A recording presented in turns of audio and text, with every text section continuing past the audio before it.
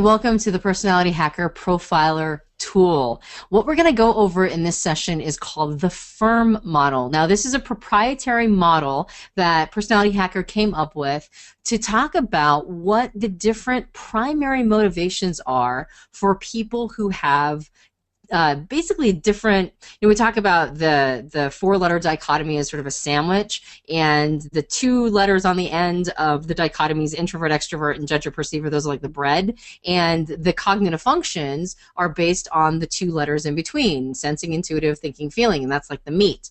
Well, we're actually just going to take the bread. We're going to take the outside pieces and put them together into a four-quadrant model that actually explains what people's unconscious motivations are based on personality type. And when you understand what their unconscious motivations are, you can start to see when they get too focused, too hyper-focused on these motivations, some of the things that will trip them up, some of the things that will actually have them going to their 10-year-old process too much, and that actually sometimes will encourage a mistype because they'll over-identify with that 10-year-old process. So before I get too far into that, because I'll basically be repeating everything I just said in the model, why don't we go ahead and get started? Now, this is something that I believe influences type pretty strongly.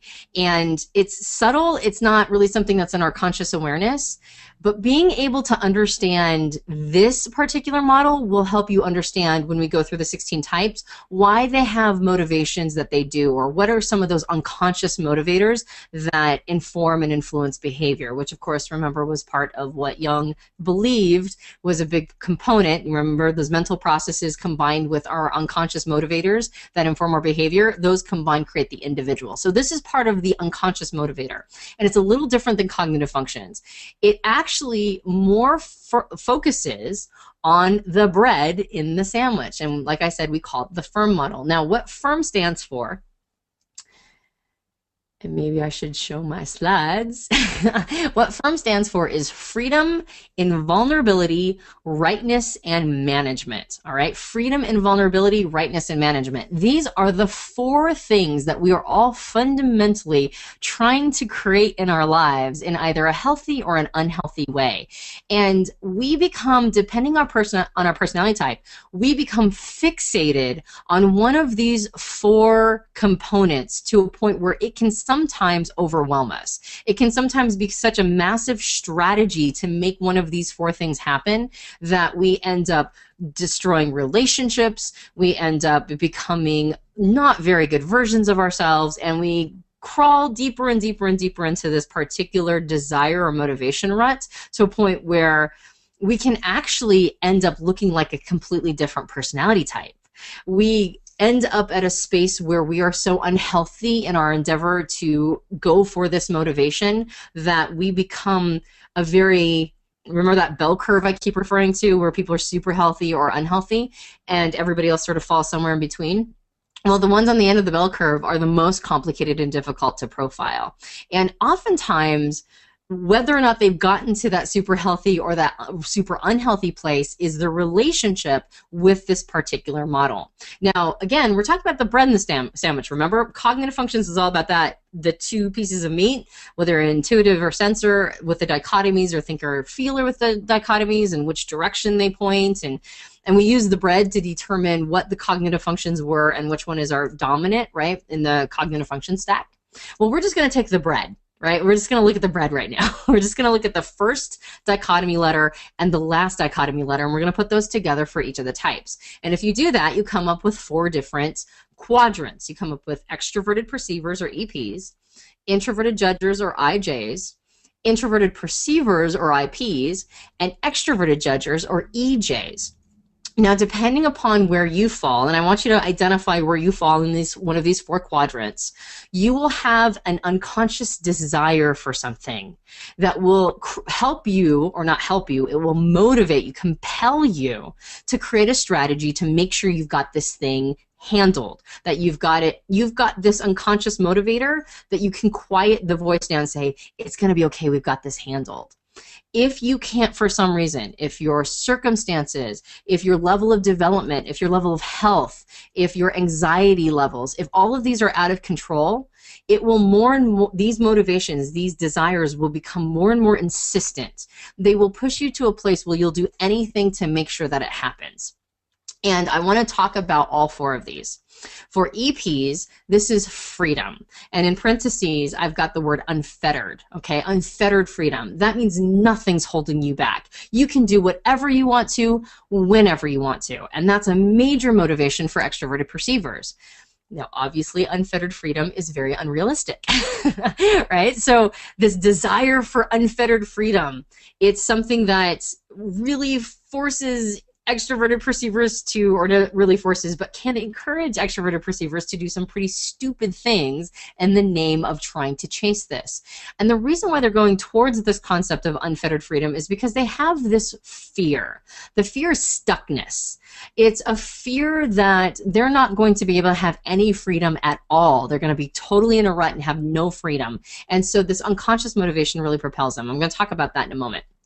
For IJs, introverted judgers, this is invulnerability. And I've got in parentheses, impenetrable invulnerability, all right? So this is this idea that they are always safe and there's nothing that could possibly touch them. And of course, the fear is that they're actually fundamentally vulnerable. For IPs, this is rightness, okay? Inarguable, no questions asked rightness. No matter what, they're going to be right. And it's because their ultimate fear is self-doubt, all right? The fear is that they can't be right, and so they double down on rightness. And for EJs, or extrovert judgers, this is management, complete management, the person who's totally in charge.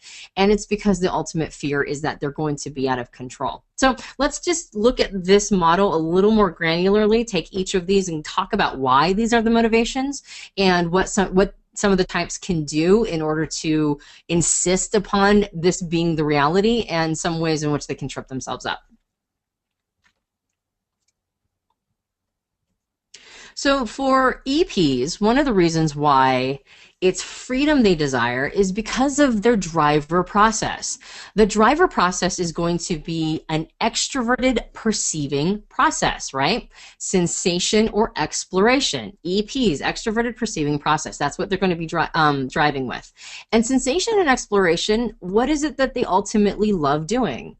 They love being able to explore their environment. They don't want to be fettered. They want to get as much information as they can get. They love learning. They love learning through doing. They love learning through messing with things. So this idea of being able to be free, to being able to be to interact with your environment, being able to just go do whatever makes sense at the moment and call the data and information that comes at you, how you feel about it, what's making sense to you, what's working, you know, all that stuff, being able to get all that information inside, well, that requires you to be able to have total freedom over your terrain, right? To be able to mess with it, to be able to engage with it, to get up, get down, move around, all the things that you want to be able to do as having sensation or exploration as your driver process. That is what fuels you.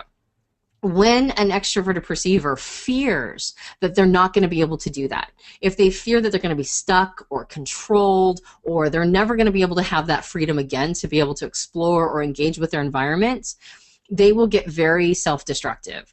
They will be very others-destructive. They'll do whatever they can to get out of a situation that feels like a straitjacket.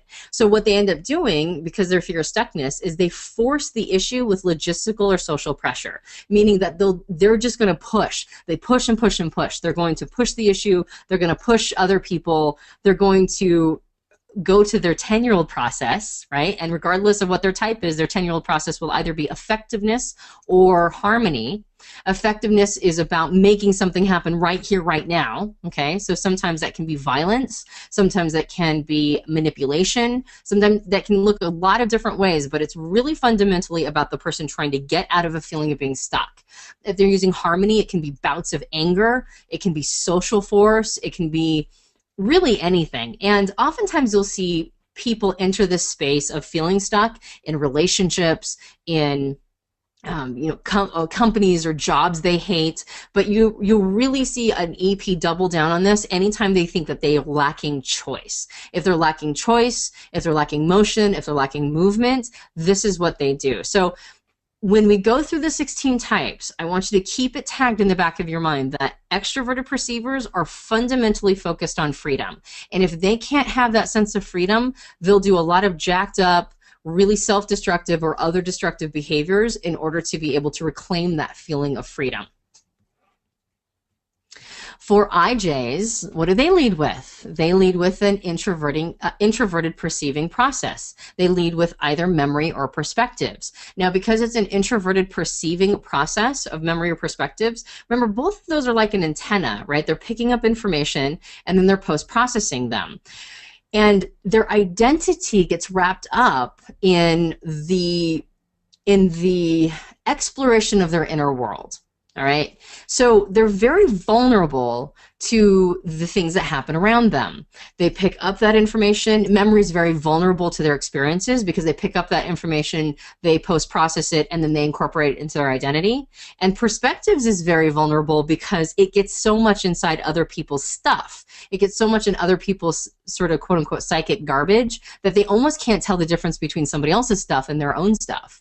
So of all the types, introverted judgers are the most vulnerable, all right? And they know that about themselves. So what they want is they want to feel invulnerable. What they really want to feel is that they're going to be okay. They really want to feel like, just like an extroverted perceiver might want unfettered freedom, which is unrealistic, really what they want to know is that they can move around. They've got freedom of motion. For an introverted judger, they might want impenetrable invulnerability, but that's not really what they want. What they actually want is to know that they're not going to be hurt. They want to know that other people are not going to deliberately be cruel. Well, this fear, though, of vulnerability has them creating emotional and analytical barriers. No matter what IJ type you are of the four, your 10-year-old process is either going to be authenticity or accuracy. And we just talked about what those cognitive functions looks like as a tertiary. For accuracy, it looks like hypercritical, behavior. It looks like perfectionism. It looks like coldness, right? Removing yourself on a personal level.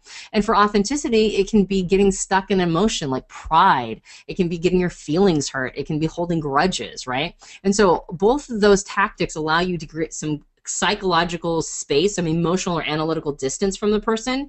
And in that space, if the IJ isn't careful, they can start creating walls. They can create barriers. They can start making it so that they feel that they're going to be okay. Now, just like with EPs, all right, I didn't really mention this, but I should have. For EPs, if you look for unfettered freedom, if you don't want to be tied down to anything, you actually are not free. All right, that's not real freedom, because what ends up happening is if you're not tied down to anything that gives you money, oftentimes you're living on the streets. If you're not tied down to, anybody who can have a satisfying relationship with you, well, I mean, is that real freedom? That might be your ability to move and leave at any moment that you want to, but it doesn't mean they're actually going to have, the freedom to live a satisfying life. So the more we move away from our fears defensively, the more we end up creating an existence that is the existence we were trying to run away from. And I think it's that old phrase that says, what we resist persists, right? So if we're an EP and resisting this idea of being controlled and we're seeking freedom, oftentimes we find our circumstances controlling us because we have nothing now, right? Like there's nothing to hold on to. There's no infrastructure in which to move around freely. There's just nothing, right? So for an EP, they can actually end up creating the exact same circumstance they're trying to avoid. And the same thing happens with IJs. This idea of wanting to be invulnerable and never be hurt, well, now you're isolated and you have no relationships, right? Like, that's not very good either. Right, I'll never be hurt. Yeah, well, and also you'll die alone, so how's that good? So it's not really that they want to be isolated and lonely, it's that they don't want to be vulnerable. However, just like with EPs, creating an infrastructure, right, like having some establishment gives you actually freedom to move within it. One of the best examples of that for EPs is, for me, is on a macro scale. As an ENTP, I oftentimes resist and resent, government institutions or any sort of institution that I think is not well run. But I also recognize that if we were all anarchists, we would actually have no freedom to do anything. There would be no freedom to create because there would be nothing but, fires and people hurting each other, and it would just be chaos and actual anarchy. So structure actually is what needs to exist in order to have freedom within it. And for EPs, creating some sort of infrastructure in their life, right, some sense of fetteredness actually gives them the highest level of freedom. For IJs, having some vulnerability is actually how you become a lot more, well, the way out is through. So having some sense of vulnerability is how you're able to have healthy relationships, because you learn that it's not about staying away from people, it's actually about building boundaries, right? Like having healthy boundaries, and now having relationships with other people actually helps you build that muscle, and you become less vulnerable, you become more healthy, and you also get the added benefit of having relationships with people. So with all IJs, on some level though, they're going to have the sphere of vulnerability, and they're going to want to run to invulnerability by going to their 10-year-old. The reason why this is so important for profiling, this is not personal development stuff, although I do talk about this in the program, Your Personality, the Owner's Manual. The reason why this is so important for profiling is that people will go and run to their 10-year-old process in order to create this, right, in order to make it so that they are shored up against whatever their fear is, and they will sometimes look like the personality type that has the 10-year-old as their driver. Okay, I'll say that again. Sometimes people are so insistent upon being able to get this thing that they're looking for, right? Like to be able to be invulnerable or to be free or whatever, that they'll attach so strongly to the 10-year-old process to create it that they'll look like the personality type that has that 10-year-old as their driver. A case example is I know of an INFJ that has consistently typed out as an INTP. TI, or accuracy, is her 10-year-old, and she is so over-identified with the 10-year-old that she looks like an INTP. So this will happen in profiling. Keeping your finger on the pulse of this is very important for those tricky profiling sessions. And this is just good information to have for yourself too. If you choose to use it in development, this is good information to have in order to, you know, kind of make sure that you don't go too far down this particular rabbit's hole, because you actually probably will end up looping in a 360 and find yourself in the exact same place that you were trying to run away from.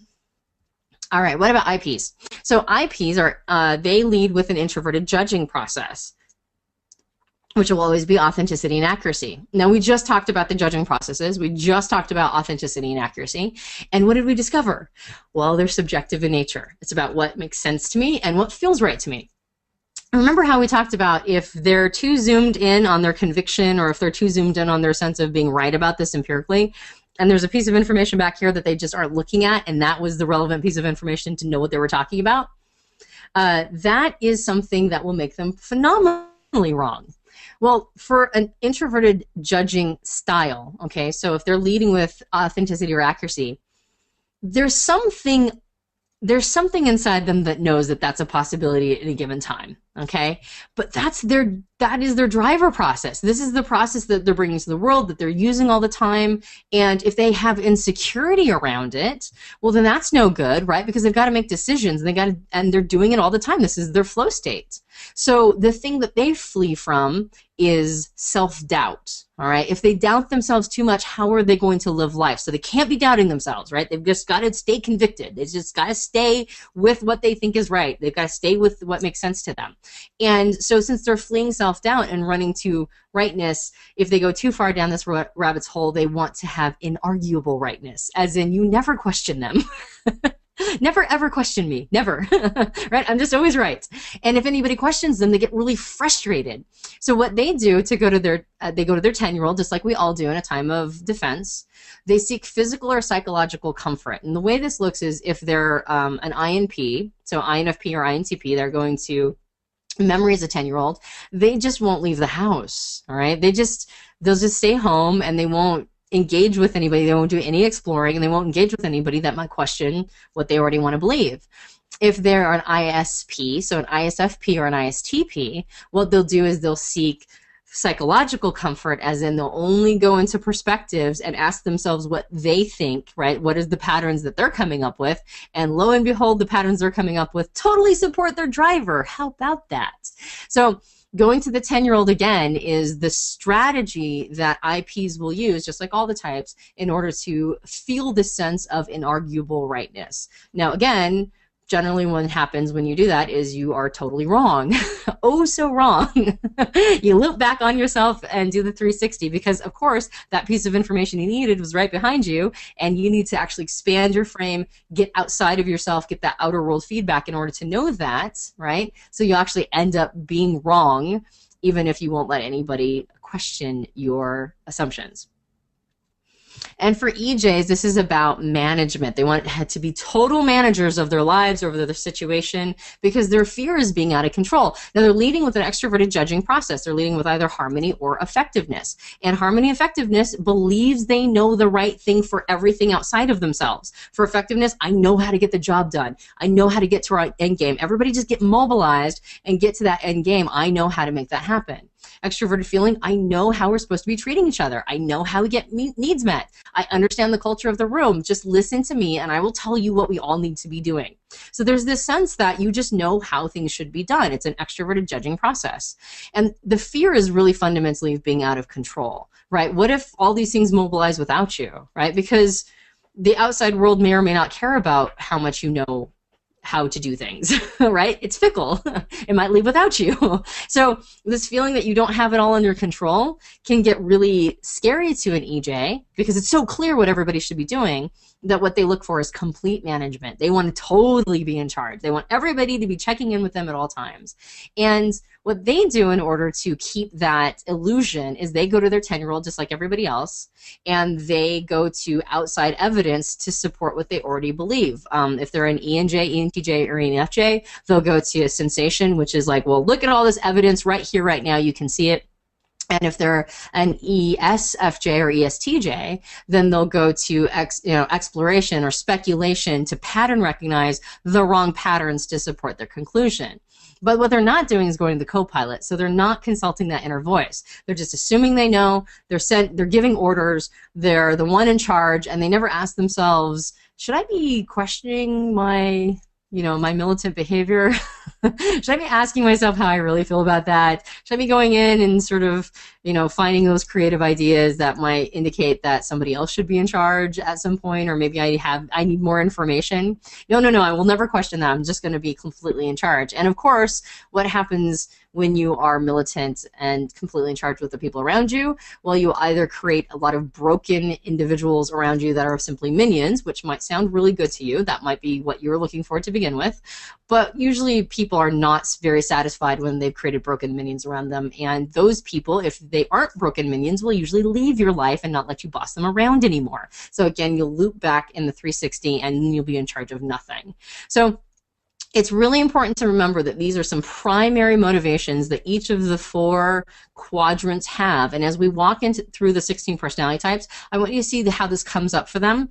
And I want you to see how this might actually kind of jack up your profiling session if somebody's going too much to that 10-year-old process. If they're hyper focused on making one of these 4 motivations happen and are using their 10-year-old process too much to make that happen for them, then they might come across as the wrong personality type. And having your finger on the pulse of that is a very sophisticated way to profile. Now, this is something you'll add later. I wanted to seed it now, okay? I wanted to seed it early so that you can start seeing them manifest over time. You're only going to be able to see this as you engage with people. You're only going to really see this come up for you as you experience profiling. But as you're doing it more and more and more, you will see these things start popping up more and more and more, and then you'll be a lot more of a sophisticated profiler eventually because you'll have this under your wings.